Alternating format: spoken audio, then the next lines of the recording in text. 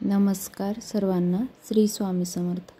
आज मी तुमच्यासोबत soybean वडीची recipe share करणार आहे। बऱ्याच वेळेस आपण भाजी करतो पण मुलांना आवडत नाही, तर आज मुलांना आवडणारी त्यांच्या पद्धतीची भाजी आपण बनवणार आहोत। अगोदर सोयाबीन वडे पाण्यामध्ये स्वच्छ धुवून उकळून घेतल्या, शिजवून घेतल्या। नंतर त्यासाठी एक टोमॅटो, 2 कांदे कट करून तेलामध्ये फ्राय करून मिक्सरच्या भांड्यामध्ये त्याची पेस्ट बनवून घेतली। गॅसवर पातेलं ठेवून त्यामध्ये तेल घालून मोहरी, जिरं छान तडतडू दिलं। नंतर त्यामध्ये लसूण घातला। लसूण छान भाजला की आपण केलेली पेस्ट यामध्ये टाकून छान तेल येईपर्यंत परतून घ्यायची। नंतर त्यामध्ये थोडीशी हळद, लाल तिखट घालून घ्यायचं।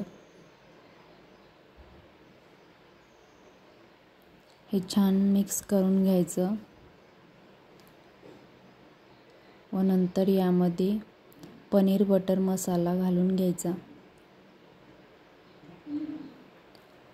पनीर बटर मसाल्यामुळं मुलांना याची चव पनीरच्या भाजीसारखी लागेल व मुलेही खूप आवडीने खातात। मुलांना तर आवडतीच, पण मोठ्यांना ही भाजी खूप आवडली।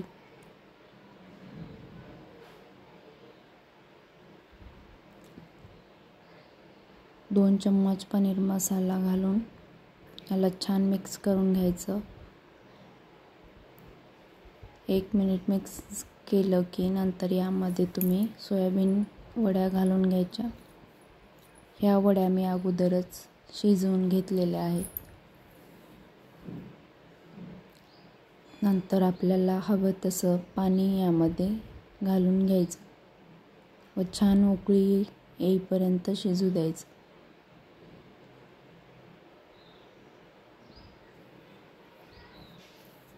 तुम्ही ही भाजी कशी बनवता नक्की कमेंट करून सांगा। माझ्या मुलांना या मसाल्याची बनवली की भाजी खूप आवडते। सोयाबीनमध्ये भरपूर प्रमाणात प्रोटीन असतं, त्यामुळे डॉक्टर नॉनव्हेज ऐवजी सोयाबीन खाण्याचा सल्ला देतात।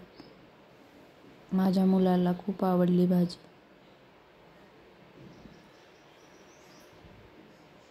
तुम्हाला ही रेसिपी आवडली नक्की लाईक, शेअर, कमेंट करून सांगायला विसरू नका।